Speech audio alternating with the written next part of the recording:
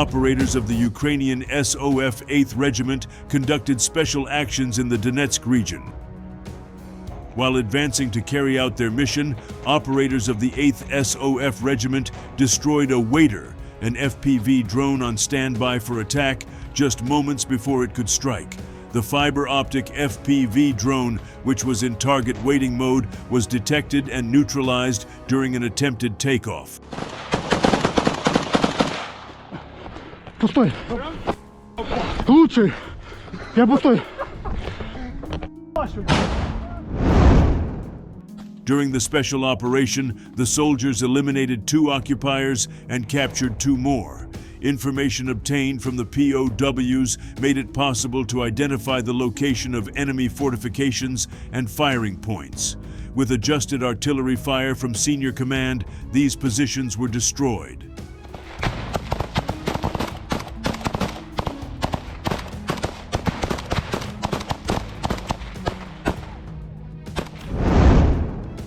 Meanwhile, Colombian assault teams encircle Russian holdouts in Kupiansk and dismantle their positions.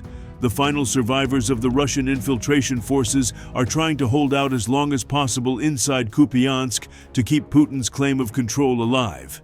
However, Ukrainian forces reinforced with Colombian units rushed in one of its most lethal units to clear the hiding enemy once and for all.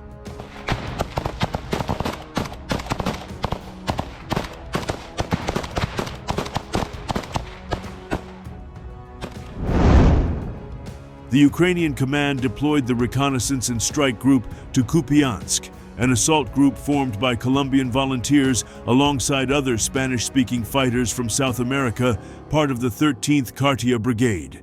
Many of its troops are former military veterans with decades of combat experience against guerrilla movements and organized crime, giving them a background well-suited to complex urban and irregular warfare. As such, they were deployed specifically to help encircle and dismantle the remaining Russian presence in Kupiansk.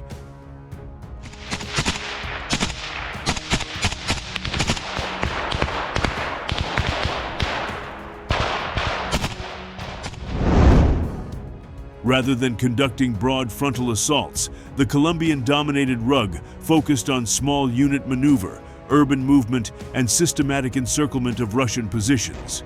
Drawing on their background in counterinsurgency and high-risk operations, these fighters are experienced operating in compact teams and capable of rapid decision-making under fire, skills that are especially important in Kupiansk's fragmented front line, which has translated into a series of micro-encirclements, where Russian groups are cut off from one another with denied escape routes and being neutralized or captured in controlled engagements to minimize Ukrainian casualties.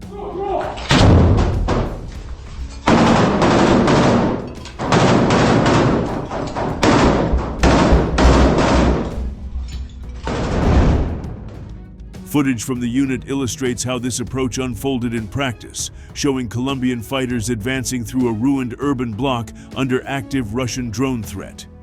Despite a drone exploding near them and some sustaining minor injuries, the unit continued its movement using shattered walls and collapsed structures as cover. Another clip filmed by a Colombian volunteer shows careful surveillance from an upper floor position, scanning streets and courtyards for hidden Russian soldiers while simultaneously monitoring the sky for enemy drones.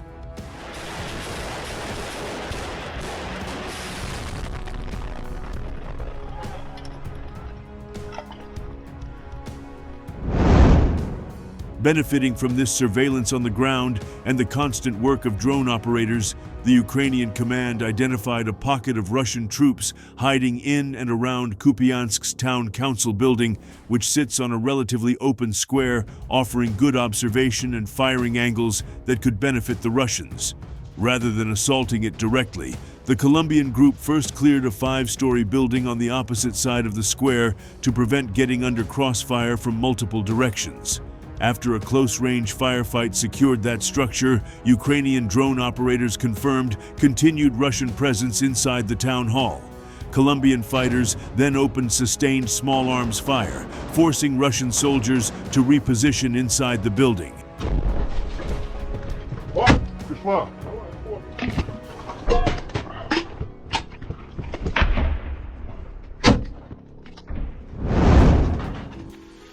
These movements exposed their locations, enabling Ukrainian FPV drones to strike them in successive waves.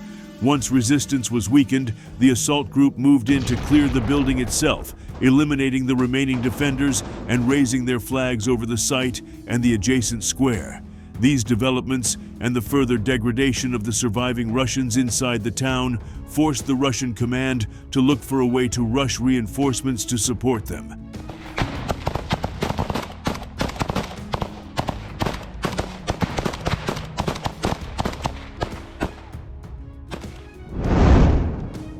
Exploiting the cold weather, the Russians tried repeatedly to cross the frozen Oskil River north of Kupiansk.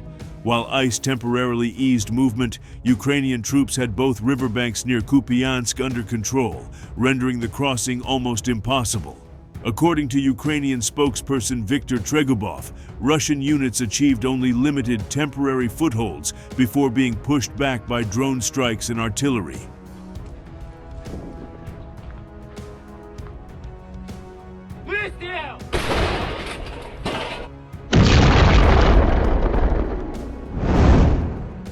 Despite their losses and attempts to use the weather on their side, the Russians haven't managed to improve the situation of those encircled. As a result of the combined Ukrainian-Colombian clearing operation, fewer than 100 Russian soldiers remain inside Kupiansk, scattered, undersupplied, and largely hiding in basements in the central and northwestern districts, facing stark options: surrender or gradual elimination.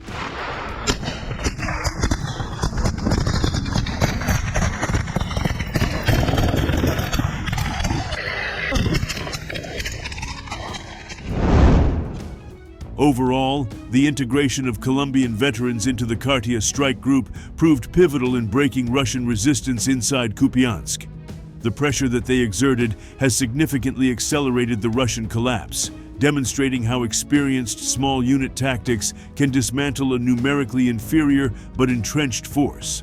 Although Russian commanders still aim to retake Kupiansk, having now set a new deadline for February, the current situation underscores how targeted, well-executed Ukrainian efforts can decisively shift the balance on an urban battlefield.